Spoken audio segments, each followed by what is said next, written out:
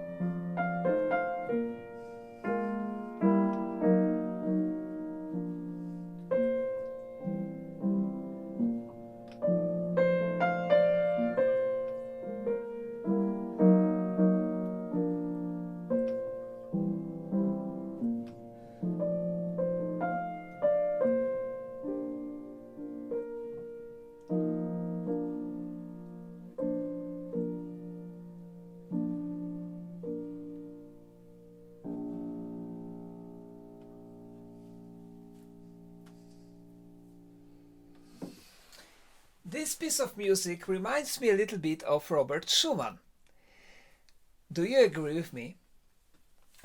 The title of this piece is Cantabile. But is it really the title?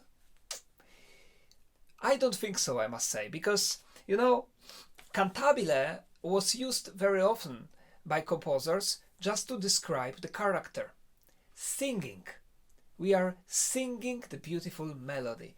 And that's why I think that probably this is just some idea that came to Chopin's mind, and he just sketched this idea with a hope that in the future he will use it to compose some piece, longer piece, because this is not finished. It's just one or two phrases, very, very short. And maybe he wrote, I didn't see actually the manuscript, but I only can guess that he wrote Cantabile as a kind of character, and then he died, and it was not published for quite a long time actually. I think for the first time it was published in 1931 or around this date. So for a very long time, almost 100 years, the world didn't know this music.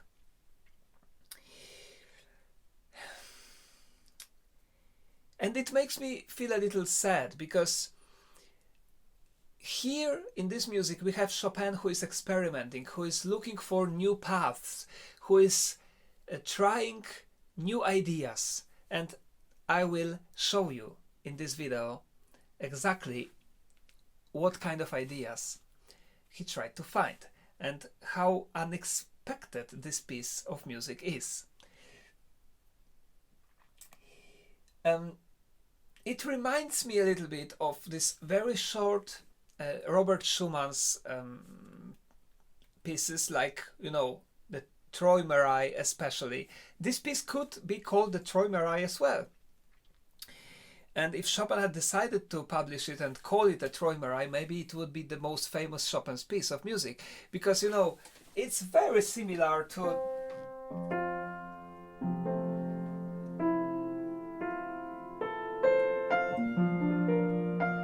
also very short.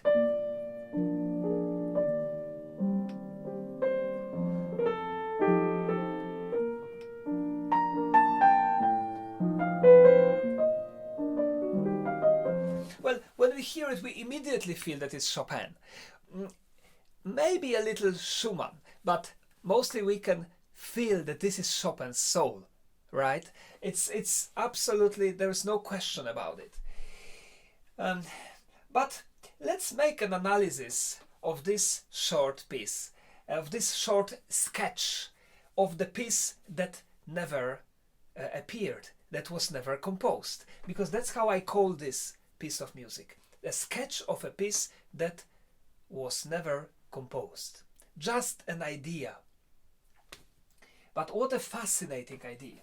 Okay, left hand has a kind of rhythm of a waltz. 2, 3, 1, 2, 3, 1, 2, 3, 1, 2, 3. But for me it's not really a waltz. I would call it a nocturne. It's like a nocturne, like, do you know?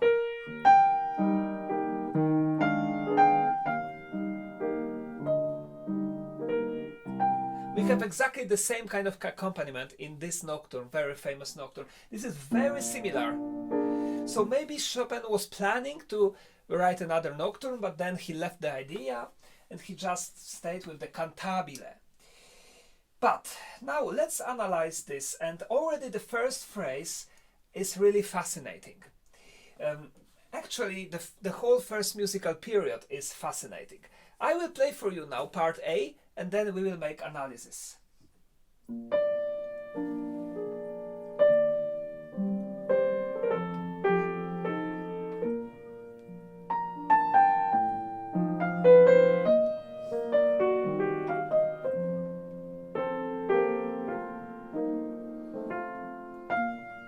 Sorry.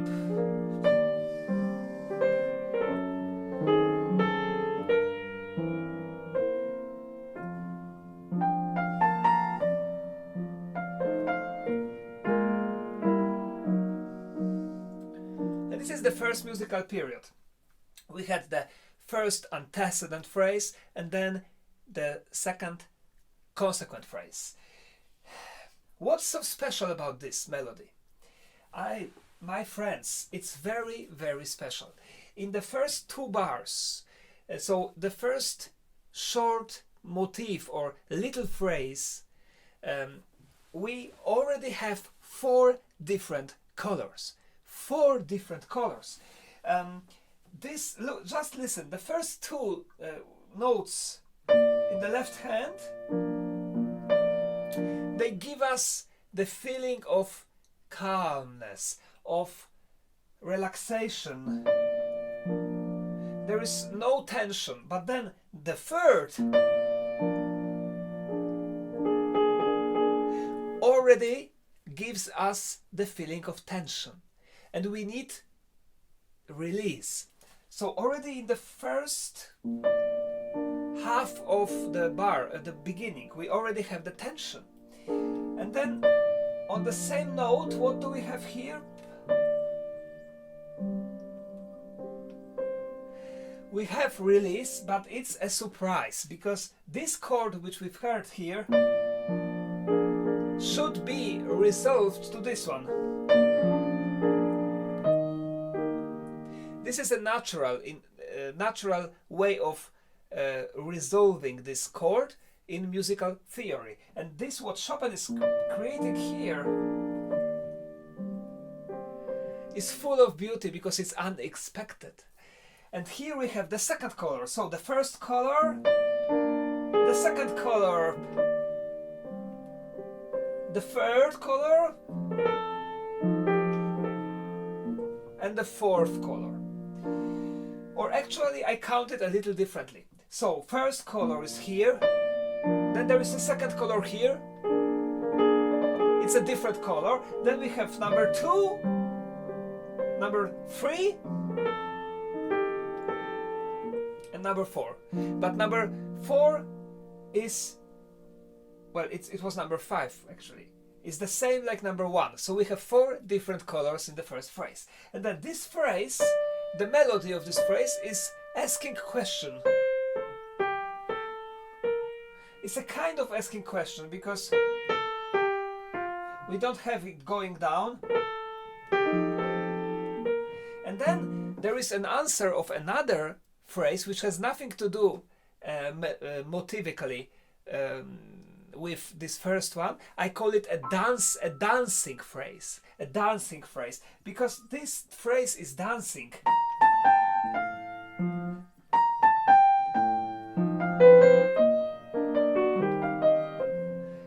So this was the answer for the first phrase. And it's almost the end of the first antecedent phrase, but the very end belongs to the left hand. The left hand also has something to say. So it's like a pianist who is accompanying the singer. The singer is singing, and the pianist is accompanying, dancing, and then the pianist. And this was the first phrase. Then the second consequent phrase starts exactly the same. And then here in the second bar, the left hand comes with another bass and provokes the right hand to change the melody. Listen.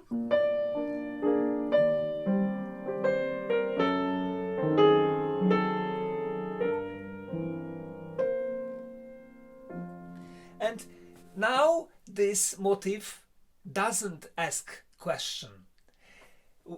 It doesn't. We have just the melody going down. So there is no question anymore. He found the answer.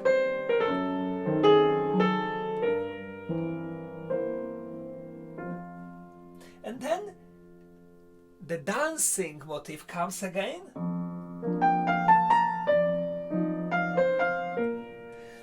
But it's completely different motivically from it was before. So it's very rich. Rich of short different melodies. And what happens after that? The pianist, so the left hand, also has the same kind of statement. So let's listen to this part A.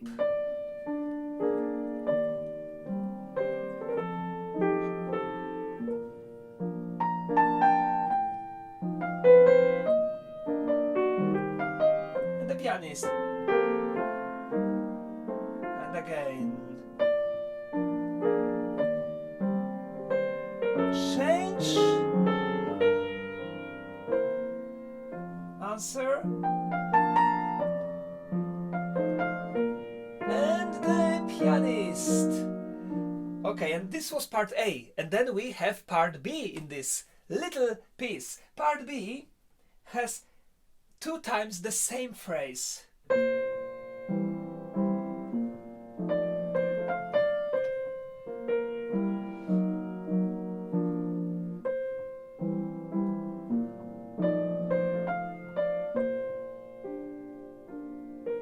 And do you know what's so special about this part B?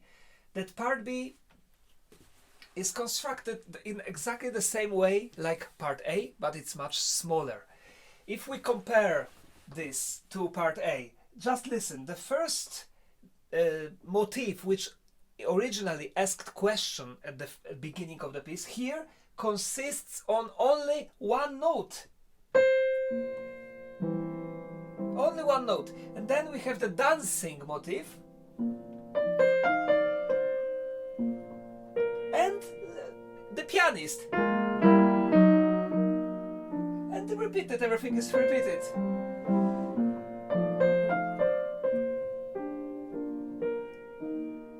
And then we have a little coda.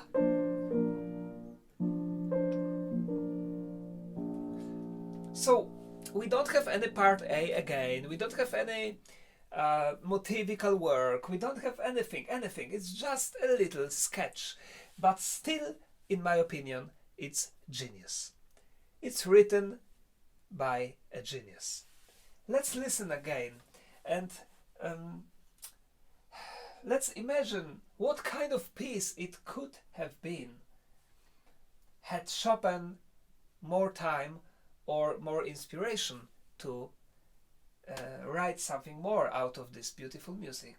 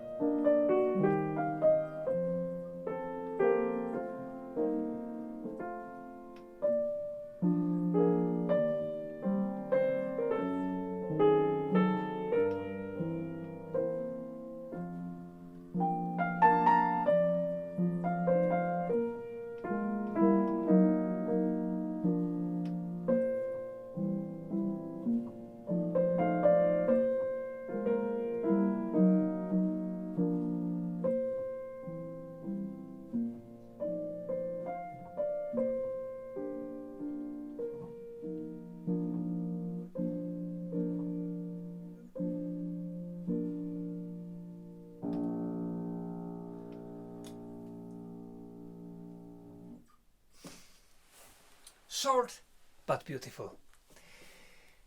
Thank you very much for watching and see you again.